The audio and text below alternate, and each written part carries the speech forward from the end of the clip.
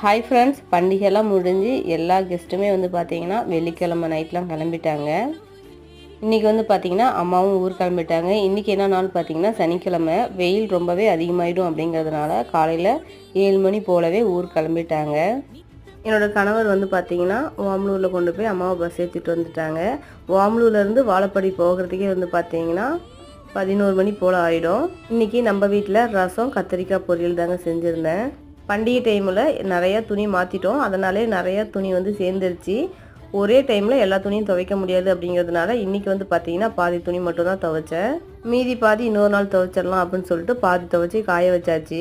Evening போல் பார்த்தீங்கன்னா மழை வர மாதிரி ஒரு கிளைமேட்டு. ரொம்பவே ஹாப்பியாக இருந்தோம் இன்றைக்கி வந்து மழை வரப்போகுது அப்படின்னு. ஆனால் காற்று பயங்கரமாக அடித்ததுனால மழை பெய்யலைங்க. காற்று அதிகமாக அடிச்சிச்சு அப்படின்னா மேகம் வந்து கரைஞ்சி போயிடும் அப்படின்னு சொல்லிட்டு கிராமத்தில் சொல்லுவாங்க. இன்னைக்கு மழை வரும்னு நினச்சி பயங்கரமாக ஏமாந்துட்டோங்க.